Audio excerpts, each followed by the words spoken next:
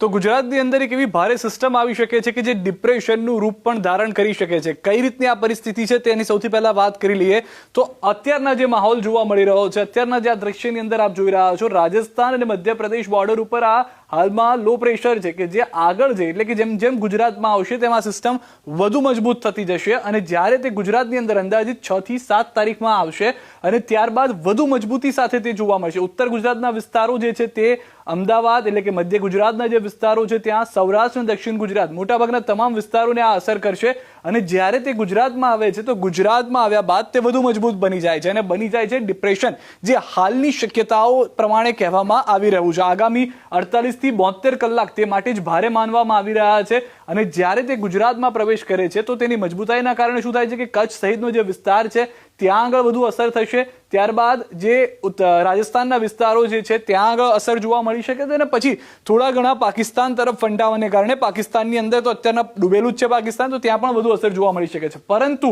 આ જે સિસ્ટમ છે તે ગુજરાતમાં જો આવી છે અને ગુજરાતમાં જે આગામી 48 થી 72 કલાકમાં આવે છે તો શું પરિસ્થિતિ થઈ શકે છે? સૌથી પહેલા આપણે જણાવી દઈએ કે ECMWF મોડેલ કહી રહ્યું છે શું? તો ECMWF મોડેલ પ્રમાણે જેટલો પણ ગુલાબી રંગ છે એ ગુલાબી રંગની અંદર 8 ઇંચથી વધુ વરસાદ જોવા મળી શકે છે. હવે આપ જે રીતે આપણે પહેલા પણ વાત કરતા હતા કે મધ્યપ્રદેશ તરફથી અને રાજસ્થાન તરફથી આ સિસ્ટમ ઉત્તર ગુજરાતમાં થઈને આવશે, તો જે શરૂઆત જે છે તે ઉત્તર ગુજરાતનો વારો પાડવાથી થશે.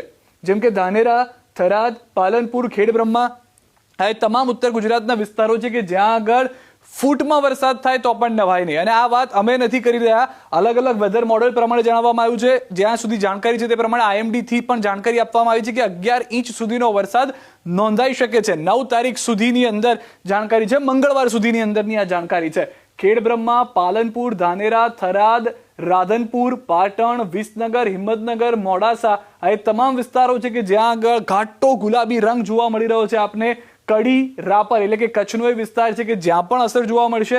ન ફક્ત ઉત્તર ગુજરાત પૂરતો આ વરસાદ ECMWF મોડેલ પ્રમાણે સીમિત છે અથવા તો આ જે ડિપ્રેશન બને છે તો અસર જે છે તે અહીંયા સુધી રહેશે, પરંતુ મધ્ય ગુજરાતમાં અમદાવાદ છે, કપડવંજ છે, લુણાવાડા છે, ત્યારબાદ ગોધરાને આપ પકડીને ચાલો, વડોદરા શહેર, નડિયાદ, ધોળકા, વઢવાણ, ધાંગધ્રા એટલે કે સૌરાષ્ટ્રની અંદર જે છે વઢવાણ આવી ગયું, ધંધુકા, બોટાદ આ વિસ્તાર આવી ગયા.